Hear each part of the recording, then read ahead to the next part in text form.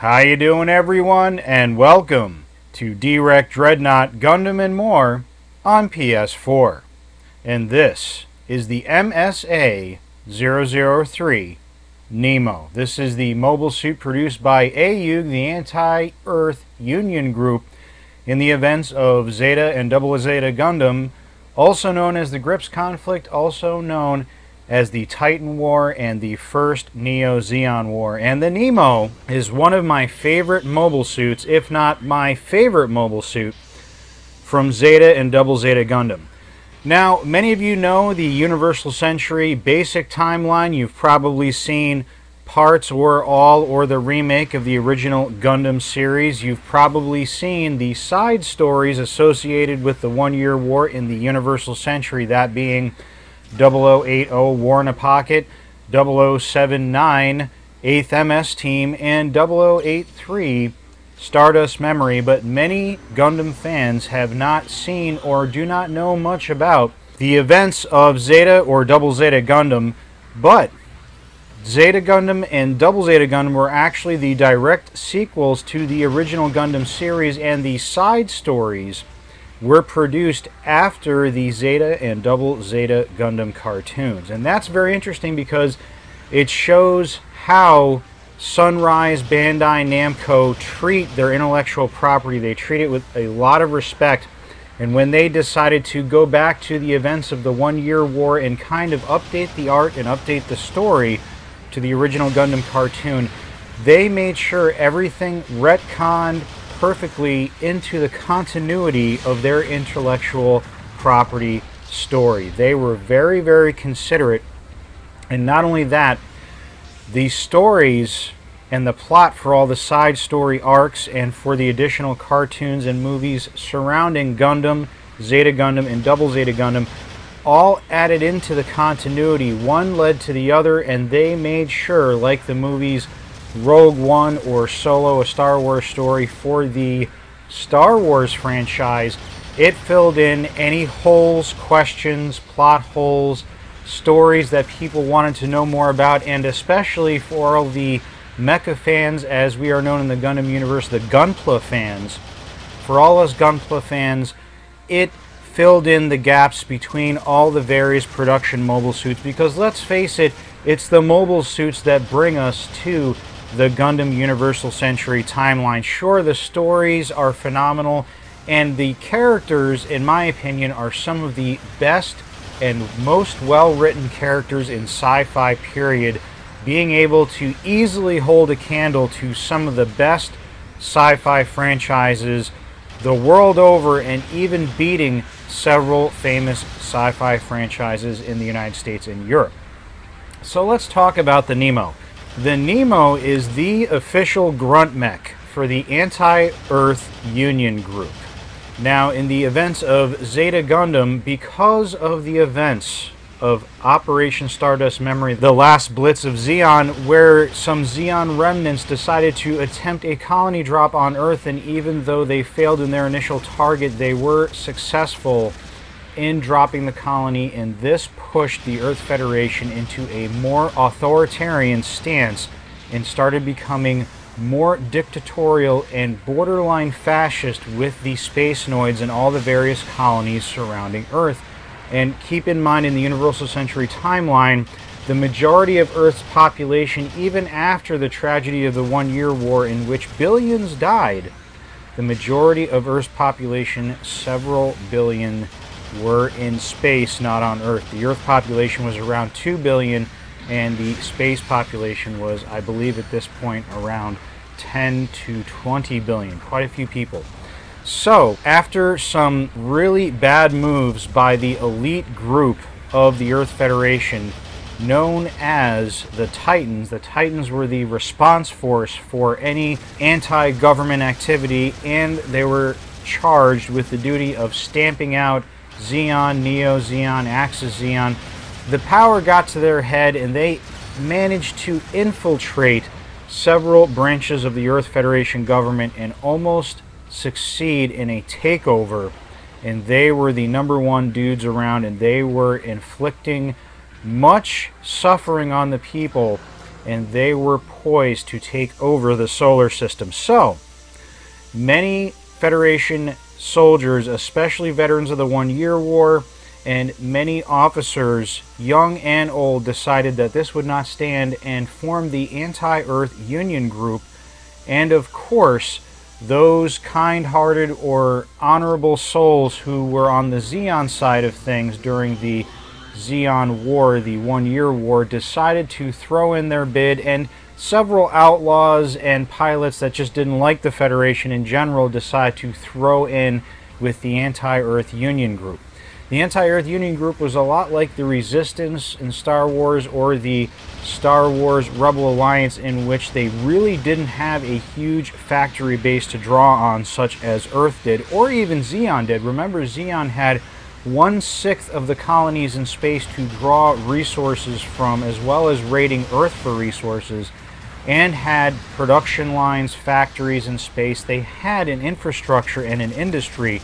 The Ayub did not. So, the Ayub were tasked in trying to take on some of the most devastating mobile suits that the Earth Federation and the solar system had seen yet in use by the Titans, and all they had at first were a bunch of defectors from the Earth Federation that were using Gym 1s and Gym 2s, and a bunch of Zeon soldiers using very, very antiquated machines from the 1 Year War, and this just would not stand. Lucky for the Anti-Earth Union Group, Anaheim Electronics, the main researcher, manufacturer, and producer of mobile suits and other technologies, which were headquartered on the moon, that is Luna, and were called Lunarans, and probably employed the most Lunarans as any organization in the solar system, had very sympathetic departments and many, many employees who were siding with the Anti-Earth Union Group. But to be fair, Anaheim Electronics has a bad habit of supplying and funding both sides of many of the conflicts in the solar system. But Anaheim Electronics decided to take several departments and do research and produce mobile suits and provide them to the Ayub for free, whereas the ones they were providing to the Earth Federation they were making money on. So that was very, very interesting indeed, but they did cover the paperwork up. And so they researched and produced the very first transformable mech, the Hayuku Shiki, and provided that to a well-known Ayub officer named Quattro, who happened to be Shar Aznable the Red Comet in disguise, and that was MSA 001. For the Zeon officers and pilots, they made a super-duper upgraded version of the Dom, which is known as the Rick Dios. That is MSA 002 Rick Dios, and that was a fine mobile suit, but it was very expensive to produce. It had a lot of the same problems the Dom had, but it carried a lot of firepower, and it was very familiar controls for old Zeon pilots. But they needed something to fill the front lines, a very good mobile suit that was cheaper to produce but still packed a lot of punch, was familiar to Earth pilots, and also had the qualities of the Gym line of being very easy to repair and maintain in the field, easy to mass produce, but still being very cost effective and absolutely deadly in battle. And that was the MSA 003 Nemo. The Nemo was very lucky. The department that worked and researched on the Nemo took the frame of the Rick Dios, which was very advanced and robust and very compatible with several systems already available and in use in the Earth sphere, and took the maintenance and production qualities of the Gym line and the controls of the Gym, added the super duper powerful reactor and engine thrust on-box system of the Gym Sniper 2, and then added the Gym's impressive arsenal, which was readily available anytime the Ayub raided Earth Federation supply depots, or as more defectors came into their cause, which there were many. They were bringing in all these supply caches of Gym weaponry, and even though the Gym 1 and Gym 2 were no longer able to hold their own during the Grips conflict, that is the Titan War, they had an impressive arsenal of firepower. By now, the beam rifle had become widely used, mass-produced, easy and cheap to produce because of the advancement of technology, and they also had a new ballistic rifle, the Jim rifle, as well as the clay bazooka and a whole bunch of other weapons that everyone on the Ayub side and on the Earth Federation side could use, making this a very versatile mobile suit.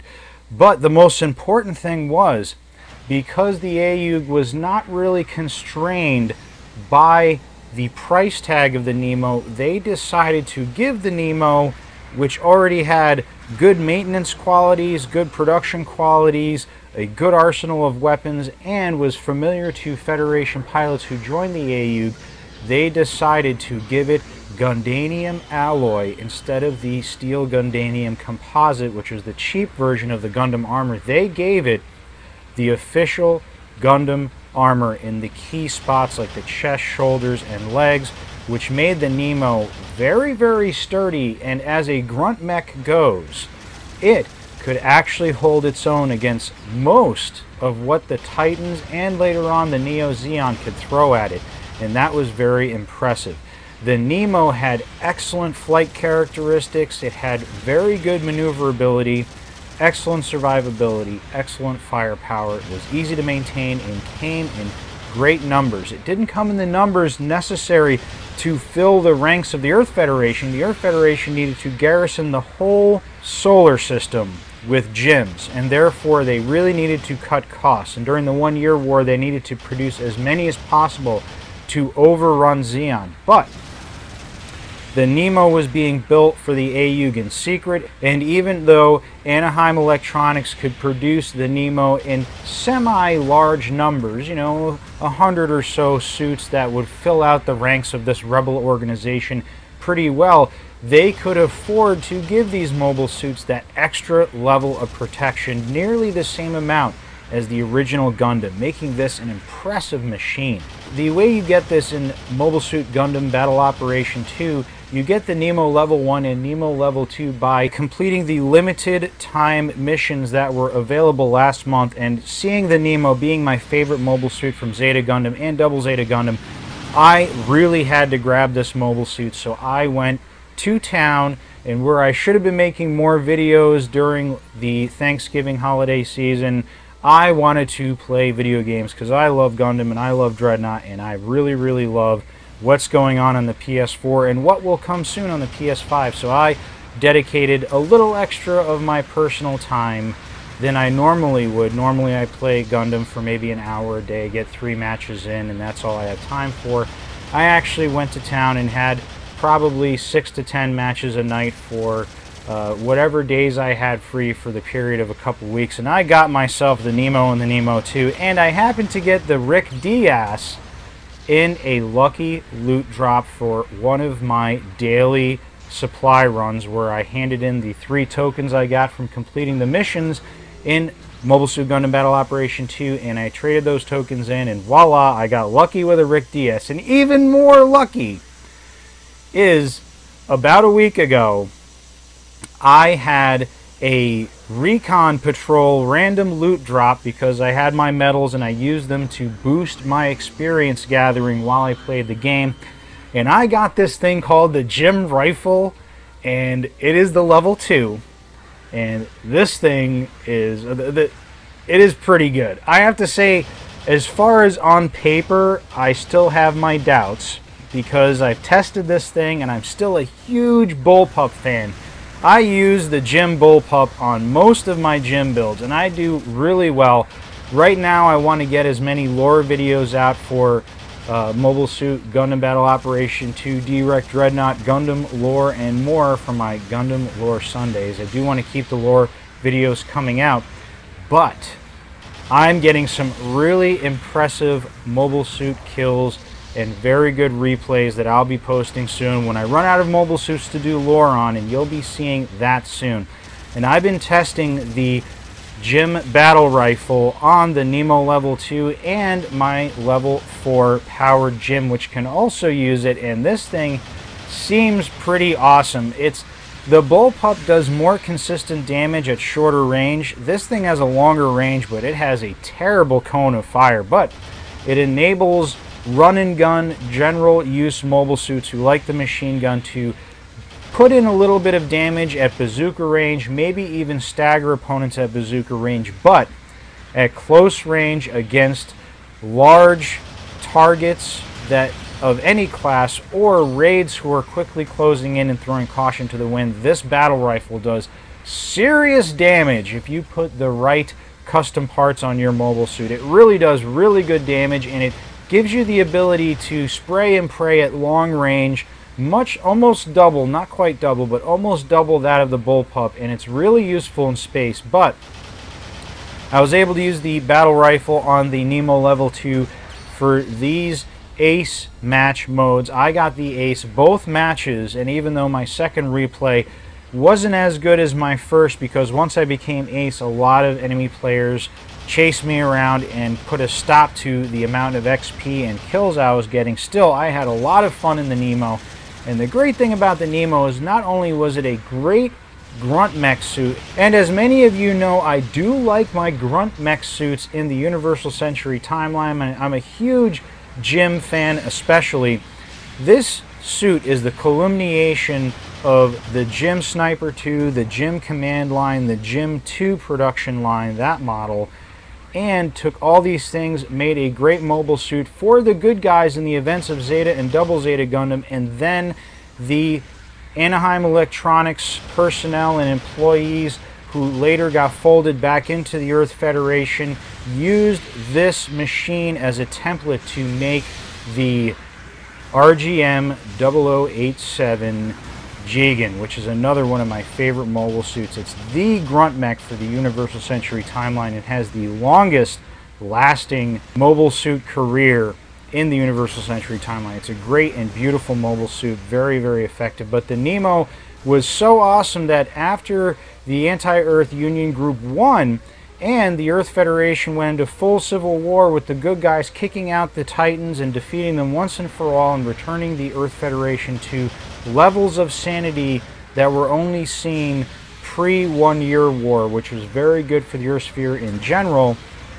Even though they didn't mass produce the Nemo because it was technically a renegade mobile suit, they allowed all the pilots to come back to the Earth Federation with full honors, and they just could not scrap these mobile suits. They just couldn't do it. The mobile suit was too good, and so all the surviving Nemos from the Grips War and the first Neo-Zeon War were taken back and put into the Earth Federation ranks, and they served for up to a decade longer in various garrison forces and were quite effective, even doing battle against Neo-Zeon forces and Zeon remnants during the events of Gundam Unicorn. So, quite an impressive mobile suit, a lot of fun to fly, a lot of really great stats. I'm glad that I put in the work to get this mobile suit and that I didn't acquire it through luck. And then when I got the Jim rifle to replace the Nemo Jim beam gun or bazooka, that Jim rifle is some good, and I'm definitely saving my tickets or hoping to get another Jim rifle in a loot drop because it is great, and I'm hoping to get other levels of this so I can equip the level 1 Nemo or maybe even the level 1 or level 2 powered Jim.